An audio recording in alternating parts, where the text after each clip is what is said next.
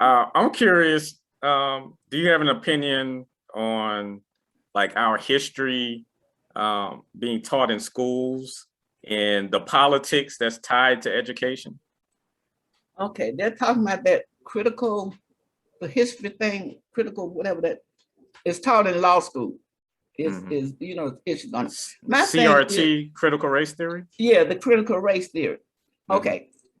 My opinion is if we taught critical thinking, we wouldn't have to worry about that. We have gotten the children to think critically. You know, what is the problem? They analyze it, they synthesize it, they come up with a solution. So we have to teach out, and it is a process. Somehow or another, little children are born thinking. They're really smart. They can manipulate you. If you have a small child, who's 1 or 2 years old, they get what they want. Okay, you don't have to worry about it. They know how to think. But we need to encourage that and show them how to think critically, to use those same things when they're down in the floor having a tantrum. How else can they use that energy to solve the problem? And far as our history is every day. Do not wait till February and pull it out. Now, I get a lot of speaking engagements in February, you know, but I'm Black all year long. They don't have to wait February to call me up and say, Dr. Roddey, would you come and give us a, you know, a talk on something? I think we need to use it every day. As a child, I got books for Christmas, not toys. And one of those books I got was a history book. I remember that because it was not taught in public schools, but the parents in my neighborhood made their children aware.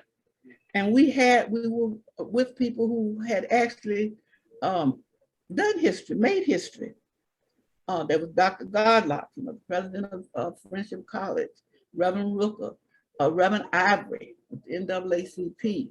So we were living with these people and they were living history. And Rock Hill has a lot of people who have made history. Right now, I've been doing a research on a project on the first Black golfers in Rock Hill. So that was quite interesting. And one of the names that came up was one of my classmates. I had no idea when I was researching. So it was nice to get to talk to him and to get an update on that, on something like golf. And, that Freedom Wall, I think, is excellent. I don't know how many people have taken their children down there to see it, downtown to see it. So we've got to keep it alive. There's that Black History Business up on the corner, up there on that Black and Dave Lau. You know, a lot of people don't know the history of what went on and what happened to us under the guise of urban redevelopment.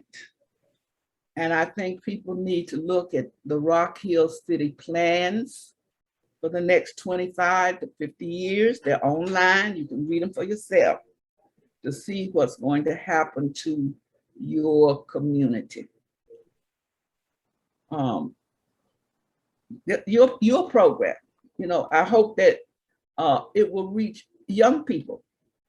You know, young people who are in high school can tune in and listen to some of your other guests that you're going to have on. Yeah, the plan is for the show to continue to evolve and then also have a local feel to it. That's why I wanted to start the Winthrop edition. I also have a Raleigh Durham, where I'm currently based. Okay. I'll have a Raleigh Durham version of it coming soon as well. So the goal is to just continue to tell these stories, you know, have people such as yourself that, you know, are, you know, living historical monuments, have you on and, you know, just share your wonderful journey. It has been very complex, I'll tell you that, because I have gone from the Black woman with the Brillo hair to now this other kind of hair. And I have learned through that process that you can get the same thing done. It's how you frame it. And I think a certain president has shown us how to manipulate words. And it is a play on words.